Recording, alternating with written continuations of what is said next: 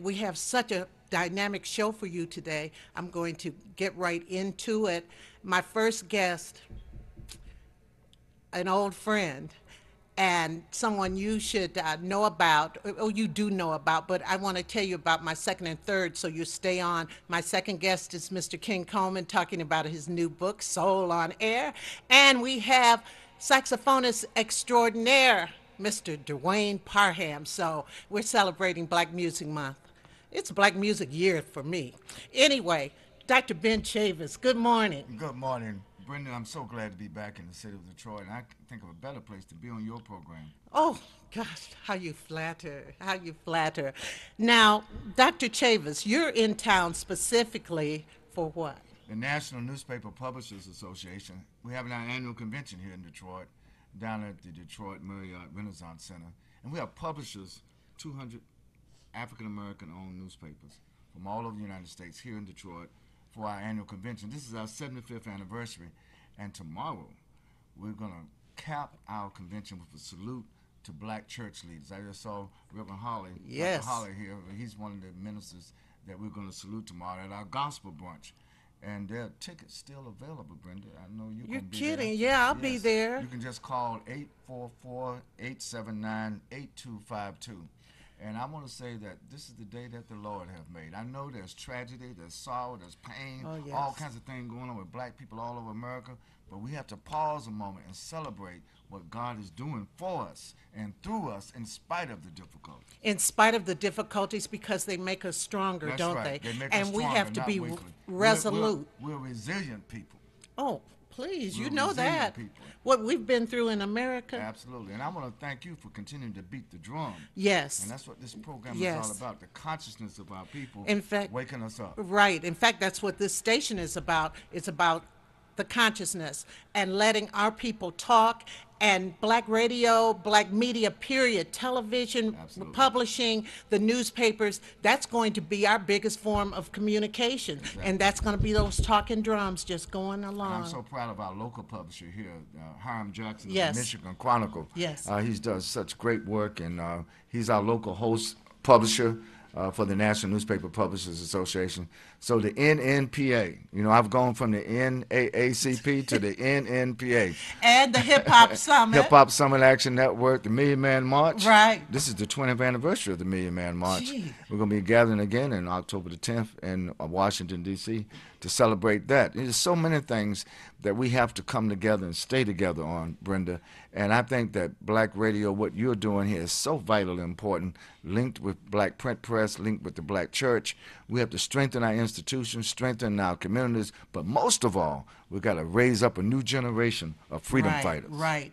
And I'd like to thank Mr. R.J. Watkins for having this television station, having the radio station, and now we're going overseas in a way because we're going to be in the Virgin Islands. That's great. That's great. I mean, I'm excited about that, but let's kind of go back a little bit. Now, Dr. Chavis started working with Martin Luther King at what age? I was 14 years old. I was a statewide youth coordinator for the Southern Christian Leadership Conference from 1963 to 1968, for 5 years until Dr. King was killed on April 4th, 1968 in Memphis. Is it true? Ron Milner, he was a great playwright. He once told me, because Dr. King used to be in Detroit a lot. Oh, a lot. In fact, he gave the first I Have a Dream speech right here in Detroit Right, before right. going to Washington. Right. Yes. And he said, whenever Dr. King would walk into a room, people would kind of hush. Well, Dr. King had such grace with him. He was not only a great orator, but he could always sense where our people, where is black America? And Dr. King being a great gospel preacher, one of the things you always know is your congregation. And so Dr. King had that aspect where he spoke with great eloquence, but also, even when he didn't speak, he had the presence of God's grace with him all of the time. So what did you learn from him, your communication with him, because you did communicate Yes. with him? This is just... Well, so what I amazing. learned from Dr. King was not only the power of the spoken word, but also the power of getting in touch with the spirit of our people. It's so very important. We're a resilient people. And Brenda, what you do here on this television program, this radio program, is get in touch with the spirit of our people. And Dr. King had that knack.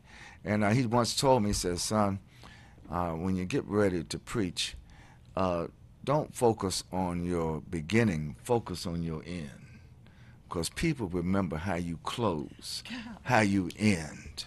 And I've taken that with me all my life. For example, I decided I'm going to end this program with you talking about the gospel brunch. We're going to Right. end our NNPA convention, our 75th anniversary, with a salute to the black church, with a salute to Absolutely. black preachers, Absolutely. and all of their Because eloquence. they're part of that drum. They're part of that drumbeat, keeping the consciousness of our people alive. And we began that convention, Brenda, with a youth day at Wayne County Community College. And I want to say a shout out to all the youth of Detroit.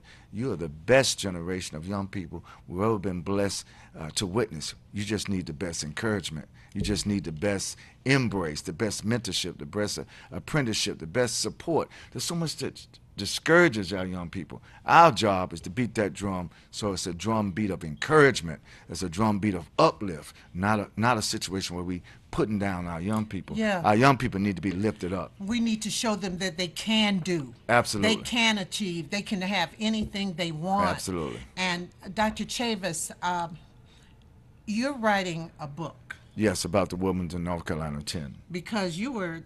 Most of the 1970s, I was in prison as a political prisoner. Keep in mind, after Dr. King was killed in '68, some of us were young activists. I was in my 20s, and I felt we need to keep Dr. King's dream alive. So I went back to my home state of North Carolina. I know you from South Carolina.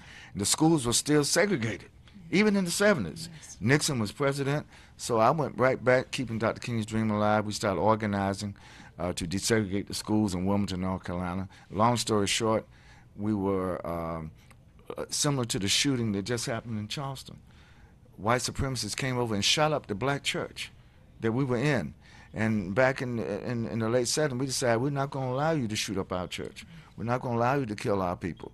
So we defended ourselves, and because we defended ourselves against an attack by the Ku Klux Klan, they put us in prison for 282 years. The Wilmington 10. And 282. that was the sentence that 10 of us received. I had the largest sentence, the 34-year sentence, since I was perceived to be the leader of the Wilmington 10. But one thing I want to tell the audience, they can lock you up, but they can't lock Jesus out.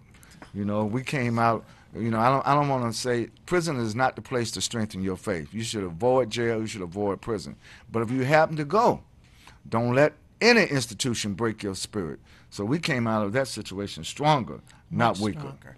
Now tomorrow. And we won the case. That's why I'm writing the book. Right. It took 40 years, but we finally got all the names cleared, all the records cleared, because we proved that there was prosecutorial misconduct. We should never have been arrested in the first place. Well, whenever you're in town, you have to come here and be right here. Absolutely. And also, we're going to keep in touch about all of this. And tomorrow is the gospel brunch. Gospel brunch tomorrow, at 11 a.m. All roads going to lead to the Detroit Marriott Vicky Renaissance Center. Winans is going to Going to be a great singer. Vicky is singing, and other local talent. One thing about Detroit is blessed with so much Oh, talent. you know that's right. So much talent. You know that's And right. so we're going to beat that drum tomorrow, and we're going to beat it in a way that it's going to liven people's spirit. Please call 844-879-8252. We still got tickets left. Tables, people in this day and time, people are buying tables. They buy But if you tables. don't have enough money to buy a table, get a ticket. Call that number. It's still going to be great. And I just talked to Joyce and Alan. We can also add some more tables. We want to sell the place out. Right. We want to be foot stomping, drum beating, And not only that, praising this the Lord time, as we have been under siege this week. That's right. Because what happens to some of us happens to all of us. us. So what happened to Charleston And was we felt need right to here in Detroit. Be together tomorrow. That's right. We need to give a massive prayer. That's right. Tomorrow. Across denominational lines. We're going to have Right. all the major preachers, all the major gospel leaders, all the major pastors are going to be paid tribute tomorrow here Yes. at the gospel brunch. So please come out and join us for a great day of celebration, what the Lord continues to do for all of us. And I think about those people who were massacred the other night, who looked down upon us, and they're expecting us to keep taking up the mantle Oh, absolutely. and keep pushing their forward. spirit alive. That's right. And everything, because right now It does seem like we're under siege. That's why we have to be stronger. Absolutely. Again, we are under siege, but we have to understand that God always stands with those who want to get out from being under siege. That's right. You know, this is no time for us to be hunkering down. This is time for us to stand up stronger, stand up more forcefully. And that's why we're strengthening the black press, we're strengthening the black church, we're strengthening black radio, black TV. Don't be ashamed of owning what God has given you, and that's the blessings of life. Right. And so tomorrow I'll see you at the gospel brunch, right? Absolutely. I'll be right there. And it's going to be wonderful. You are speaking. I'm speaking. I'm speaking. I'm the Oh, president Lord. now of the National Newspaper Publishers Association. And I just want to say to all of the listeners, all of the viewers, let's move forward. Let's stand together. We need more unity now, Brenda, than ever before. Than You ever know, before. we need to work together.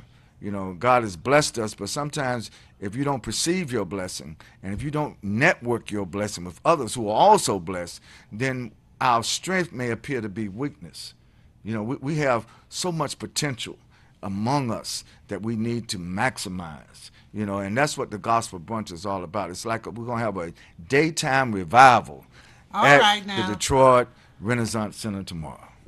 And we'll be there. Be there or be square. But regardless, try to be there because we have to keep beating that drum. Absolutely. Those talking drums. Ladies and gentlemen, thank you. I'll be right back in just a moment. Dr. Chavis, Thank you, Brenda. oh so much. God bless and continue your work, and I'm looking forward to seeing you tomorrow. Oh, you will.